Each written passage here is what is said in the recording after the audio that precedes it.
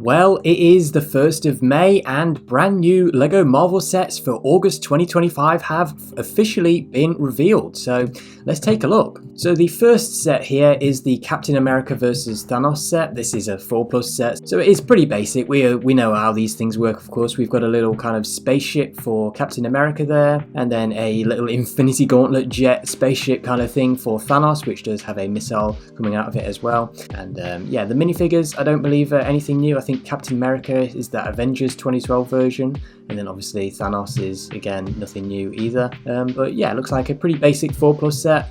I'm not going to waste too much time on this one because there is a lot of other really cool stuff going on in this wave as well. The next set we have is the Iron Man and War Machine versus Hammer Drones. This is an Infinity Saga set from Iron Man 2. This is going to be, I believe, $20 in the US, so 204 pieces. It's not bad, you know, kind of a good little battle pack kind of thing. We've got the two drones there, obviously Iron Man and War Machine in their appropriate suits. This is another little cheap way to get hold of the Mark 6 Iron Man suit. I like how they've represented the little laser beam thing that he does to kind of chop the heads of the drones off using those pieces, so that looks pretty cool. And then obviously War Machine has got the basic thrusters that he's always had and a stud shooter on his arm as well. So yeah, I don't think the minifigures for these are new. We've obviously gotten Mark 6 Iron Man a few times, and this War Machine I think did come in the Iron Man Armory a few years back, but it is nice to have these drones. They do look pretty good. Obviously they've both got knee articulation, some good articulation in the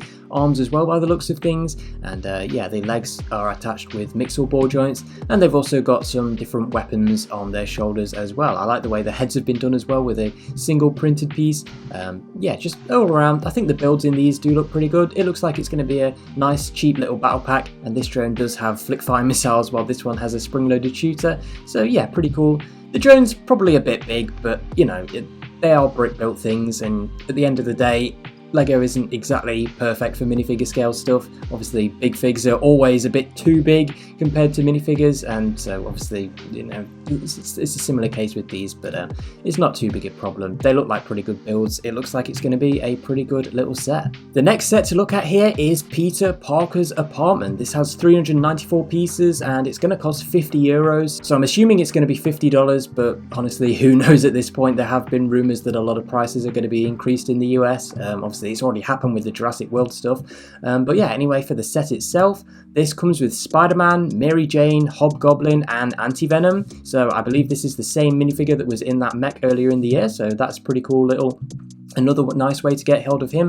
And the Hobgoblin does look pretty cool as well. He's got a glider there which does have a little face on the front of it. I love the use of the Ghost Rider headpieces for his flaming pumpkins. So we've got Spider-Man swinging into action. It is a shame that he has lost his dual molded legs. That was something they used to do with these.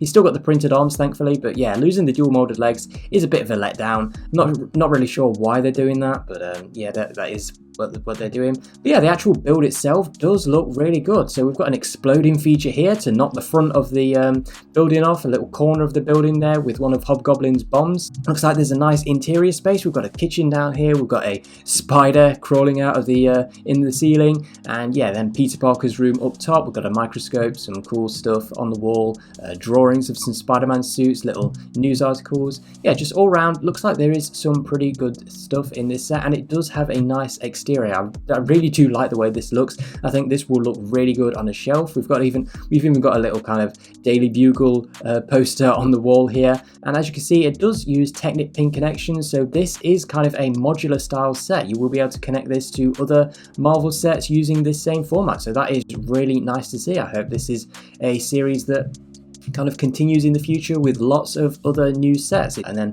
yeah, we've just got this little shot here of Spider-Man kissing Mary Jane in the kitchen, that classic upside down pose, and there are some little clear pieces on the wall, of course, where you can stand Spider-Man around. So yeah, just all around this looks like it's going to be a really fun little set. I am definitely going to be picking this one up. It's nice to get a new Hobgoblin. I do have the original from 2016 in that original Ghost Rider set, so it'll be nice to see a comparison between those two. And yeah, just all around 394 pieces. The only real concern with this one is that it may be a tad overpriced, But yeah, that is just modern Lego for you. But $50 for that set is really nothing compared to just how overpriced this next one is. This has 808 pieces. It is Spider-Man versus Oscorp, and it is €130, and it is going to be $140, which, yeah, that is just pretty insane. The build, though, does look pretty decent. Obviously, again, it's using that same new modular system that we just saw with the new set. So we've got these kind of hollow buildings full of some nice interior stuff. You can see we've got Spider-Man swinging in down here. Got all these different labs in Norman Osborn's big Oscorp tower, and we have got Norman Osborn up top here ready to convert into the Green Goblin. So that is pretty cool that we have got this feature where you can spin Norman Osborn around and then reveal the Green Goblin. It's nice to get an actual Norman Osborn minifigure in this as well as the Green Goblin.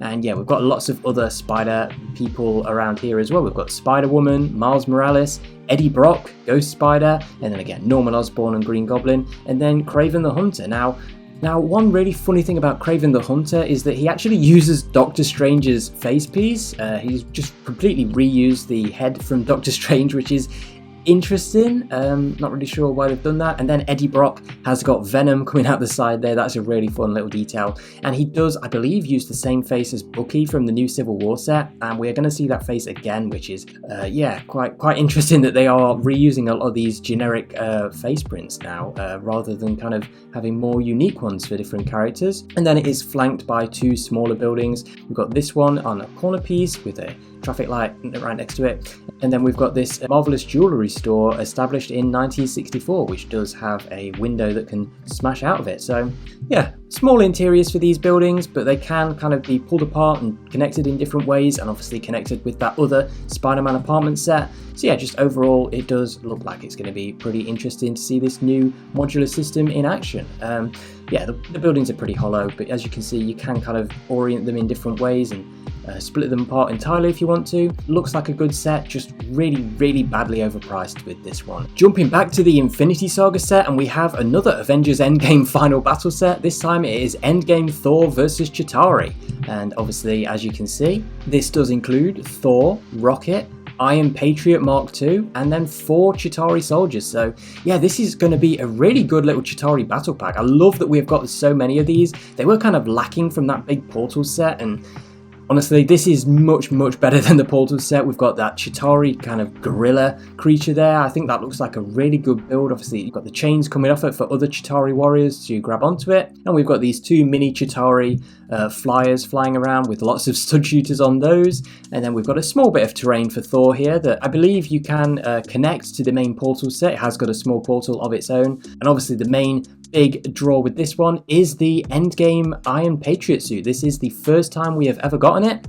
And as you can see, not only do we have an Iron Patriot minifigure, which I think does look pretty good, but it also comes with this big kind of bulky mech. Obviously the suit in the movie was really bulky, and so they've just represented that here by brick building it. And again, just like those Justin Hammer drones, it is definitely massively out of scale with minifigures, but I appreciate what they're going for. It does look really decent, and it is all using mixel joints of its own, so there is going to be plenty of articulation with this one, and it has got lots of stud shooters there as well. And of course, Rocket can sit on the shoulder just like in the movie, and that is actually an updated Rocket outfit. It is now in blue rather than grey, which the old minifigure had. And again, 4 Chitauri in this one. Just a really good set in terms of minifigures, much better than that Portals set, which, you know, has a lot of reused minifigures that are completely inaccurate, but this definitely looks like it is going to be a pretty good set. So I am happy that we're at least getting one good Endgame final battle set this year, and another Infinity Saga set. This time we have another set for Age of Ultron, and unlike last year's sets, this does actually include an Ultron minifigure, which is great to see. This is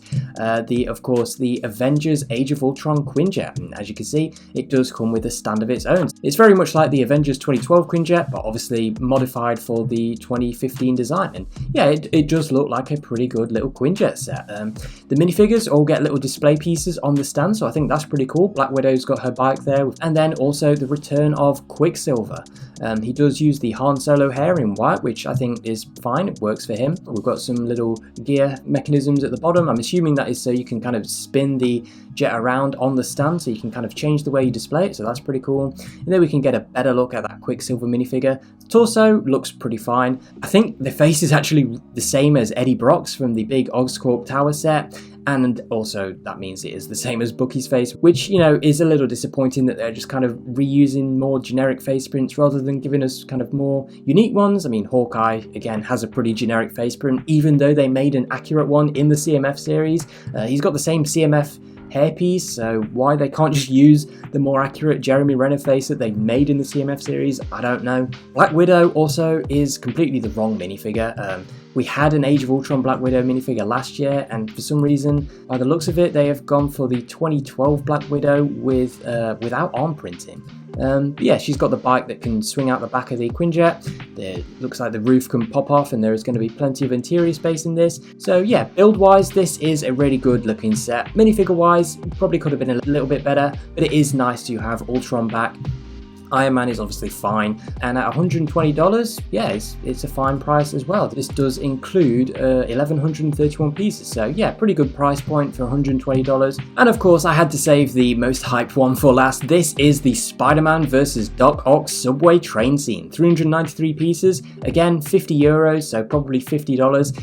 Yeah, a bit on the pricey side, but this is the first Spider-Man 2 set we have had in many years, and it is obviously from a very iconic scene. As you can see, Peter Parker does have the iconic face print where he is straining really hard to stop the train. He's got these long webs coming off the side which are connected to these brick pieces. You can see we've got the bricks kind of floating in the air using those clear pieces, so it's kind of representing him pulling those off the buildings. There are no buildings actually included in this, but you could definitely build your own and attach them to this.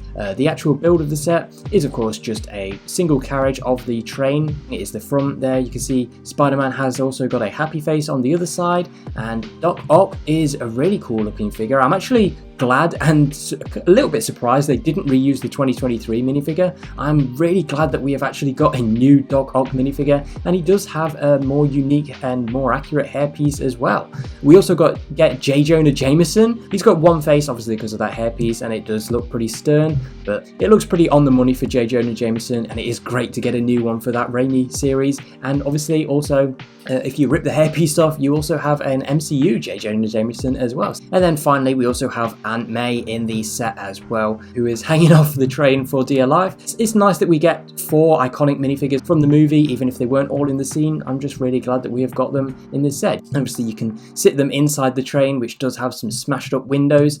Doc Ock's tentacles are a brand new design. They use that kind of new aeroblade piece for the ends, and 2 of them have got red studs on the end so they can attach to the ground and kind of hold him up, and then the other 2 do use claw pieces in the end so they can grab onto things. And then the roof does pop off, so you can of course sit the minifigures inside. But yeah, this is obviously going to be a very popular set. It's a very iconic scene, and I'm just really glad that they put in the effort into these minifigures. Obviously a brand new Dr. Octopus, and then Spider-Man does have his dual molded legs still, which is great to see, and he's also got some rips in his suit, so that is great that we have actually got a brand new torso for him, as well as this brand new face print. Yeah, I'm just really glad that they put in the effort to actually give us some new minifigures rather than just reusing stuff. Yeah, it just really helps this set stand out. So yeah, overall, August 2025 Marvel stuff, there is a lot of great stuff here. Some of the sets are a bit overpriced, but on the whole, I really do like what we are getting. Anyway, that's just my thoughts. Feel free to leave your own in the comments below, and when these sets do come out on August 1st, I will definitely be picking some of them up.